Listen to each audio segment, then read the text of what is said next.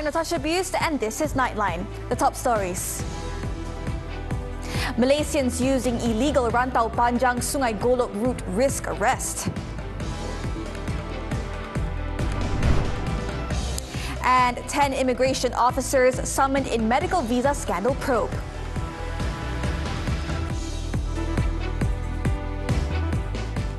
The police will arrest anyone crossing into Malaysia through illegal jetties along Sungai Golok starting December 1st, including students. According to National Security Council, NSC Deputy Director General Hamzah Ishak, certain mechanisms will be put in place for students living in Thailand but studying in Rantau Panjang, which will be managed by the Education Ministry. Speaking to the media after an NSC meeting at the Rantau Panjang Customs, Immigration, Quarantine and Security Complex on Sunday, Hamzah said Malaysians are only allowed to cross the Malaysia-Thailand border via 3 gazetted checkpoints in Kelantan. 1 Disember tu apply kepada semua. Mekanismenya akan dibincang dengan Kementerian Pendidikan lah. Sebab ada pelajar yang duduk di sana ke sekolah sini. Undang-undang ni kita apply kepada semua. Semua perkara ini kena dilaksanakan secara berhemah lah. Kan? Undang-undang kena dikuatkuasakan. The meeting also discussed the issue of Thailand-based students using illegal jetties to get to school in Rantau Panjang, with several proposals made and will be presented to the Education Ministry. It was previously reported that nearly 500 Kelantan school students entered the country via illegal jetties. The details of Sunday's meeting will also be relayed to the Kelantan Police Chief. Meanwhile, State Education Department Director Datuk Muhammad Zamri Abdul Aziz said ideas proposed during Sunday's meeting include housing the students in hostels. He said the department would bring the proposed solutions to Education Minister Fadlina Siddiq. Ada kita punya cadangan-cadangan yang kita dah minta dalam mesyuarat tadi. Cuma kami tak dapat nak bagi lagi sekarang ni. Kami akan forward dulu kepada pihak Wabil Menteri juga kepada KPPM lah, insyaAllah. Previously, it was reported in the media that 5 illegal crossings are frequently used by school students, including Pangkalan Jambu, Pangkalan Ibrahim Penchen, and Pangkalan Paun. Meanwhile, the Southeast Brigade Commander of the General Operations Force, Datuk Nik Ros Azhan Nik Abdul Hamid, said the arrest to be carried out next week will be made under Section 52 of the Immigration Act. The Enforcement Agency Integrity Commission, EAIC, has confirmed that 10 Immigration Department officers have been summoned in connection with an investigation into a medical visa scandal involving foreign nationals. Its chairman, Tan Sri Ismail Bakar, on Sunday also did not rule out the possibility that more officers from the department will be summoned to assist in the investigation. However, he said he cannot divulge more details, fearing that it would jeopardize the investigations. Jadi kita tunggulah siasatan, nanti kita jeopardize our investigation. Akan dipanggil lagi? Itu mungkin dari masa ke semasa lah. Kita tak tahu ikut bagaimana hasil daripada siasatan yang sedang kita buat. On Saturday, it was reported that an assistant director is among 10 officers from the Immigration Department summoned by the EAIC in the probe. According to sources, all the officers involved, including a senior assistant director reportedly serving in the Security and Passport Division, were called throughout the week to provide their statements. It was understood that the EAIC's Special Task Force also raided the implicated assistant director's office. Dato Sri Anwar Ibrahim arrived in Seoul on Sunday for a 3-day official visit to South Korea.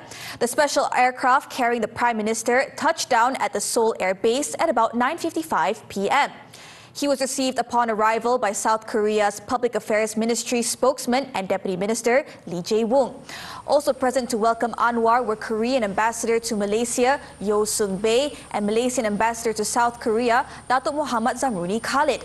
Anwar was then accorded an official welcome at the air base. On Monday, the Prime Minister will hold a bilateral meeting with President Yoon Suk-yeol at the Yongsan Presidential Office. Both leaders are expected to discuss bilateral relations between Malaysia and South Korea, which were established in 1960.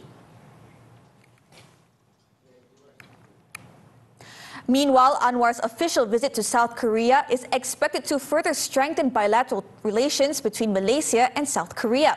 The Prime Minister is scheduled to meet leaders of South Korean conglomerates, or chaebol, to attract more foreign direct investments to Malaysia.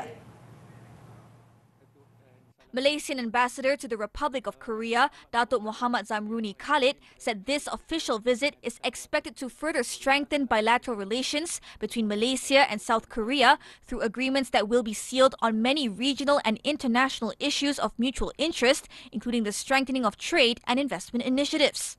Sekilas pandang, Republik Korea merupakan rakan dagang ke-7 terbesar bagi Malaysia, manakala Malaysia pula merupakan rakan dagang ke-11 terbesar bagi Republik Korea. Untuk jumlah pelaburan pula, jumlah pelaburan Korea di Malaysia adalah sebanyak 61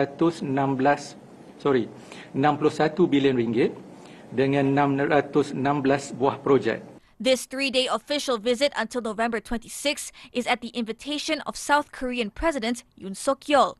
The Prime Minister will also speak at a business forum that is expected to be attended by more than 180 South Korean companies. The Prime Minister is also expected to meet with local Muslim community leaders from the Korea Muslim Federation, an official body recognized as the parent body to represent the Muslim community in the Republic of Korea. Peluang tersebut juga turut digunakan untuk menyumbang beberapa naskah Quran yang diterjemah dengan terjemahan bahasa Inggeris dan juga bahasa Korea untuk kegunaan KMF. Zamruni said the Prime Minister's visit holds significance in reflecting the close relationship between Malaysia and the Republic of Korea, more so as the two countries will celebrate the 65th anniversary of diplomatic relations in 2025. The two leaders are expected to affirm the commitment of both countries to strengthening bilateral relations through more comprehensive cooperation, especially in economy and investment, defense, education, and tourism. The Federal Territories Barisan Nasional (BN) must work hard to ensure victory in the 5 parliamentary seats set to be contested representing the unity government in the upcoming general election. Federal Territories BN Chairman Datuk Seri Johari Abdul Ghani said the party's goal is not just to contest but to win all the seats it contests. Orang yang kuat hari ini tak semestinya kuat sampai bila-bila. Kita dulu biasa kuat, tapi sekarang ni kita tak kuat. Jadi dalam politik ini, everything is possible. Cuma apa yang perlu kita tekankan ialah semua daripada kita ini kena bekerja keras untuk memastikan sekiranya seperti mana yang diucapkan oleh Chairman Barisan Nasional dan Presiden UMNO tadi, kalau dia akan memperjuangkan 5 seat, maka seat 5-5 ini kita kena pastikan menang. During his winding up speech at the Federal Territories BN Convention at WTC on Sunday, Johari said all Federal Territories BN machinery will be mobilized to ensure victory in any contested seat. Earlier in his officiating address at the convention, Datuk Seri Dr. Ahmad Zahid Hamidi mentioned that the 5 parliamentary seats in the Federal Territories to be contested in the upcoming general election under the unity government will be discussed with coalition partners in an effort to restore the Federal Territories as a stronghold for the party. The Agriculture and Food Security Ministry is forming a special committee to address the shortage of local white rice. Its Minister, Datuk Seri Muhammad Sabu, on Sunday said that the ministry is also conducting engagement sessions with several parties, including the Domestic Trade and Cost of Living Ministry, to tackle the issue more effectively. According to Muhammad, his ministry is working to transform agencies and bodies involved in paddy production, including the National Farmers Organisation (NAFAS), to help address the issue. Ini yang sedang kita perbaiki, termasuklah kita sedang buat perubahan di NAFAS, kita sedang buat perubahan dalam jabatan ini sendiri, dan kita kata masalah makanan utamanya dia akan laku masalah kita akan cuba daripada dulu LPN kepada Bernas, dan sekarang kita akan cuba melalui satu, walaupun kita sebut reformasi ini tak kena pula, pengislahan daripada untuk kita transformasi yang lebih baik.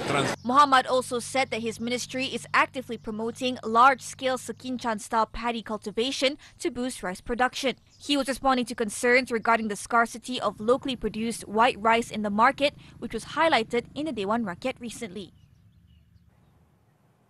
With the passing of Tan Sri Ahmad Nawab, the nation has lost a figure and an artistic gem whose contributions have greatly enriched the landscape of local music. Prime Minister Datuk Sri Anwar Ibrahim said the musician's legacy is not only a cultural treasure but also a unifying force of society.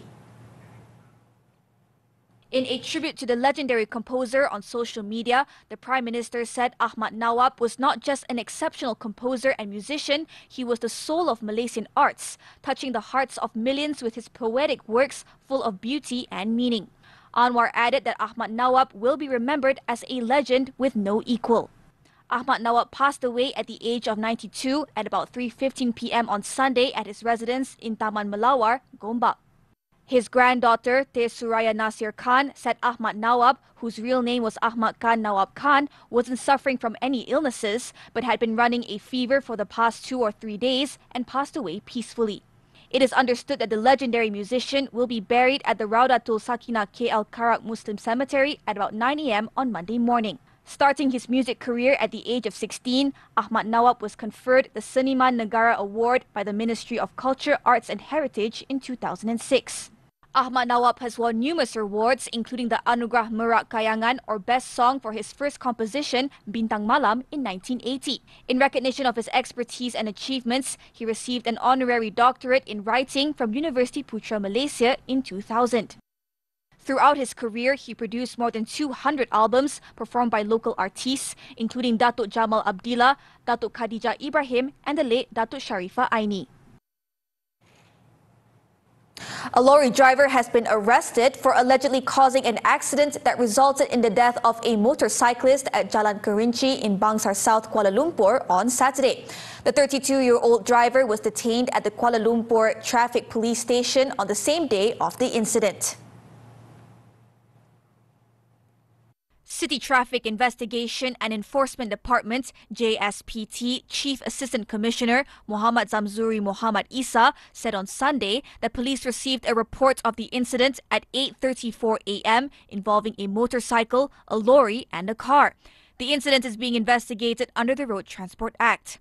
Earlier video footage of the incident went viral on social media, showing the lorry, which had been parked at a construction site to refill its brake fluid, suddenly rolling backward and breaking through a security gate. The lorry then entered the main road and struck a motorcyclist. The 32-year-old victim tried to avoid the lorry but fell from his motorcycle before he was run over, killing him at the scene. The rear of the lorry also rammed into a car on the adjacent lane, but the driver escaped with injuries on his forehead. In Johor, a drug syndicate operated by a single man was successfully dismantled by the police following his arrest in a raid in Johor Bahru last Tuesday. During the operation, 3.98 kilograms of ecstasy powder worth nearly 700,000 ringgit were also seized. Johor Bahru Selatan Police Chief Assistant Commissioner Raub Selamat said on Sunday that the 40-year-old suspect was nabbed in a special operation that began at 8 p.m. He added that the suspect used 2 terrace houses in Taman Sentosa and Taman Abad, located about 300 meters from the Johor Police Contingent Headquarters, as storage and repackaging site for the drugs. The drugs were then repackaged into various containers, including drink brands, children's sweets and even poison, in an attempt to deceive the authorities. Mereka beli dalam bentuk yang pukal, lepas tu dibungkus balik dalam bentuk-bentuk macam ni dan dijual kepada penagih-penagih dadah. Raub also said that the suspect had been active since September and was selling drugs to customers in the area at a price range of 200 to 300 ringgit per package. During the raid, police also seized a car, a wristwatch, and cash amounting to 220 ringgit. The suspect has been remanded for 7 days until Tuesday to assist in investigations under the Dangerous Drugs Act.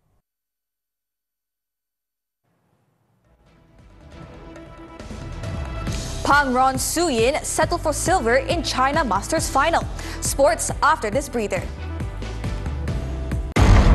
Rongga misteri telah melenyapkan seorang wanita warga India G. Vijaya Lakshmi di Masjid India Kuala Lumpur.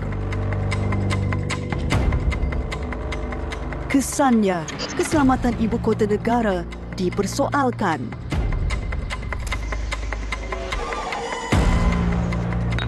Nantikan pengalaman dan pandangan pakar secara eksklusif di Majalah 3.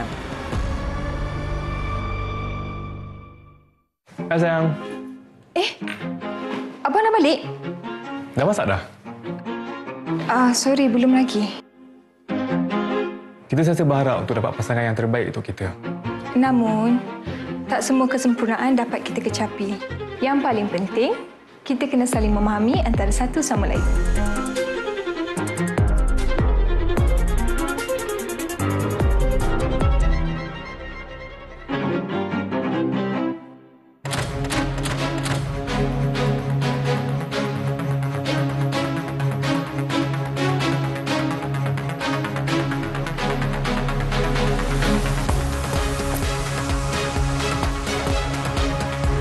Lebih segar, lebih dinamik. Laporan komprehensif menghidupkan pagi anda.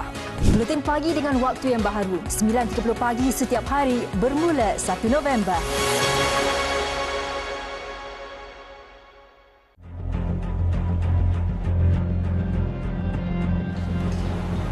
Sepucuk nota ditinggalkan mangsa kes samun dan bunuh di Kampung Batu Papan, Gua Musang, Kelantan semalam. Adakah mahkamah menerima dying declaration itu daripada sudut undang-undang? Nyawa, balas nyawa. Saya tengok betapa tragisnya kanak-kanak bila melihat sendiri kejadian yang boleh menyebabkan ibu kesayangan mereka meninggal.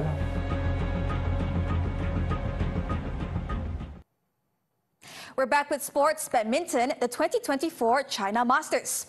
National mixed double shuttlers Hu Pangron and Cheng Su-yin's hope of claiming their maiden World Tour title were dashed in the final after a narrow defeat to China's top seeds on Sunday. The world number 23 duo, who had beaten two higher-ranked pairs en route to the final, lost narrowly to Feng Yanzhe and Huang Dongping 23-21, 23-25, 16-21 in a marathon match lasting 92 minutes. Despite the loss, Pang Ron and Su Yin can take pride in their performance, taking home $14,250 or 179,834 ringgit for their efforts in Shenzhen. The runner-ups finish at the tournament is also the biggest achievement in their careers after only winning the 2023 Malaysia International Challenge title.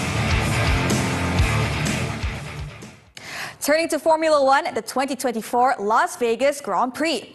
He's done it. Max Verstappen has been crowned the world champion for a fourth consecutive time, edging out rival Lando Norris despite finishing fifth on Saturday.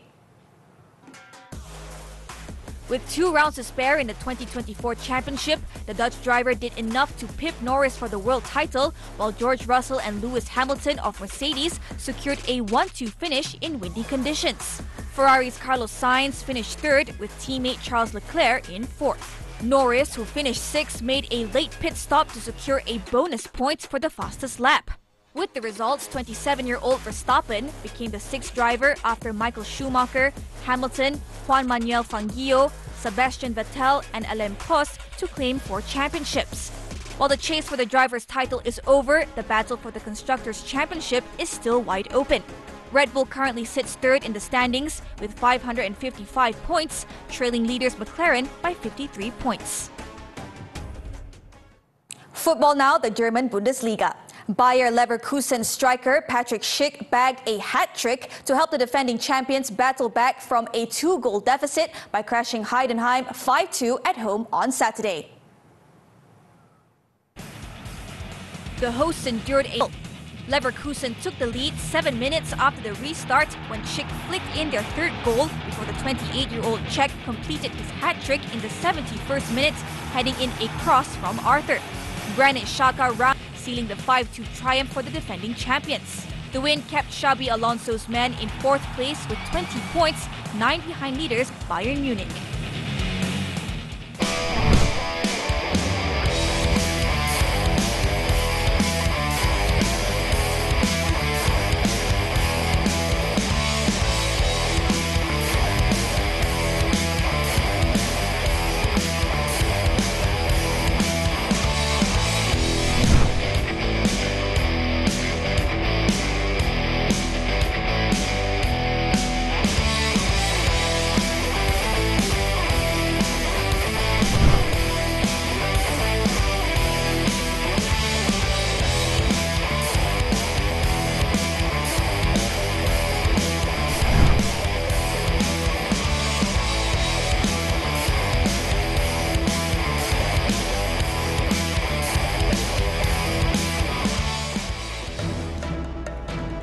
Thousands left homeless as fire tears through Manila.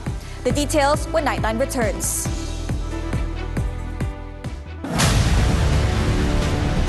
Jual minyak masak paket bersubsidi melebihi harga kawalan. Minyak RM2.5. Kerja berapa ringgit? RM4 kan? Bekalan pula disimpan secara rahsia di luar premis. Hak yang dibenarkan dalam tu adalah 500 saja dan kita buat semakkan. Ada simpanan di luar-luar juga disimpan. Saksikan 999 Selasa jam 9 malam di TV3 dan stream sekarang melalui Tonton. Sayang, nampak jam saya tak? Alah, awak yang tak kemas betul-betul. Semaklah, serabut tau. Hidup ini keras. Kita patut bertolak ansur dengan pasangan kita. Kita kena ambil berat, ambil peduli dan saling berkongsi kesenangan dan kepayahan kerana ia adalah penghubung kasih sayang.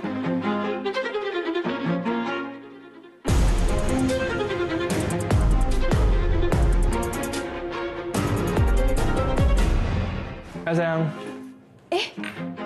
Abang dah balik? Dah masak dah? Sorry, belum lagi. Kita sentiasa berharap untuk dapat pasangan yang terbaik untuk kita. Namun, tak semua kesempurnaan dapat kita kecapi. Yang paling penting, kita kena saling memahami antara satu sama lain.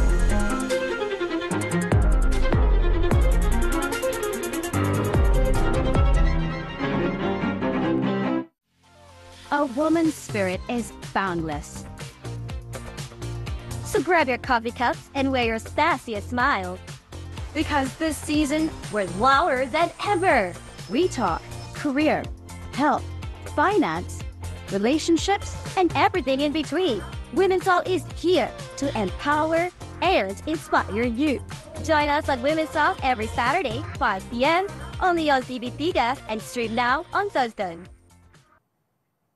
Raging flames and thick black smoke billowed into the Philippine sky on Sunday as fire ripped through hundreds of houses in a closely built slum area of Manila. At least 2,000 families were left homeless after a massive fire tore through the residential community of Isla Puting Bato in Tondo. According to officials, the blaze destroyed approximately 1,000 homes when it broke out at about 8 a.m. local time. The fire escalated to Task Force Charlie before noon, prompting a response from fire marshals across the entire Metro Manila region. The Philippine Air Force also deployed 2 aircraft to assist in the firefighting efforts, while 4 additional fire boats were utilized. The cause of the incident is unclear, and so far there have been no reports of casualties. Pakistan's capital was put under a security lockdown on Sunday ahead of protests by supporters of jailed former Prime Minister Imran Khan calling for his release. Islamabad police said gatherings of any sort have been banned under legal provisions as Khan's Pakistan Tehreek-e-Insaf PTI party gives a final march call to stage a sit-in near Parliament until Khan is released, prompting police to place containers at entry and exit points of Islamabad, Lahore and other cities governed by the PTI party to hold off protesters. Most major roads of the city have also been blocked by the government, while mobile phone services have been suspended. Police have so far arrested more than 500 PTI activists from across the country as the government warned that protesters will be dealt with iron hands. Almost 200 people have been arrested in Australia on Sunday after pausing activity at the world's biggest coal port as part of a climate protest. Protesters formed a blockade in the port of Newcastle, calling on the federal government to rule out new coal and gas mines and for a 78% tax on coal and gas exports. Police said some 34 people were retrieved from the water during arrests, with 10 people requiring assistance from police to return to shore and 1 police officer suffering a fractured ankle. So far, a total of 156 adults and 14 youths have been charged over the 3-day protest. 2 were refused bail and is to appear at Newcastle local court on Monday, while police said there may be more arrests. The COP29 summit in Azerbaijan has reached an agreement on Sunday to provide at least $1.3 trillion annually until 2035 to poorer countries to help them fight climate change, with at least $300 billion to come from mainly industrialized nations. The funding is intended to help developing countries enhance climate protection and adapt to the devastating effects of global warming, such as more frequent droughts, storms, and floods. To raise the $1.3 trillion annually, the agreement stipulates that multilateral development banks should significantly increase their lending or cancel debts for poorer countries. The agreement came after more than 2 weeks of bitter divisions and fractious negotiations thrown into chaos by boycotts, political spats, and open celebrations of fossil fuels. At points there was fear the talks would implode as groups representing vulnerable small island states and the least developed countries walked out of negotiations on Saturday. However, at 2:40 a.m. local time, more than 30 hours after the deadline, the gavel finally went down on the agreement between nearly 200 countries.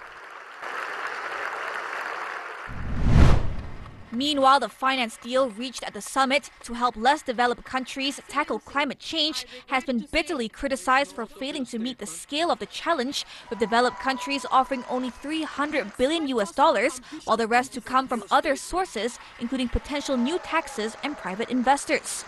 The amount pledged falls far short of the $1.3 trillion economists say is needed to help developing countries cope with a climate crisis they have done least to cause.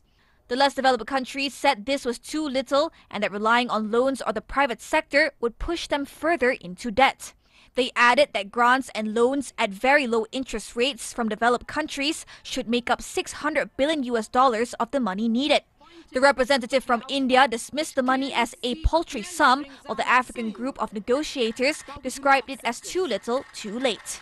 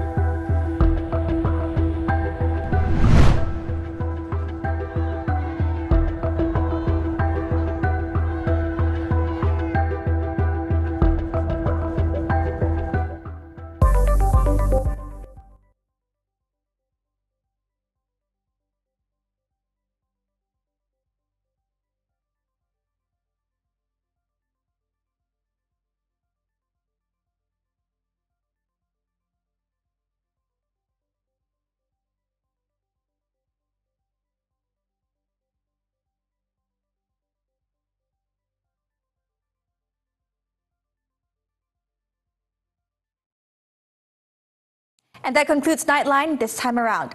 Before we leave, let's take a look as climate activists from around the world held up colored papers forming a giant human sign to end plastic in South Korea ahead of UN plastic talks.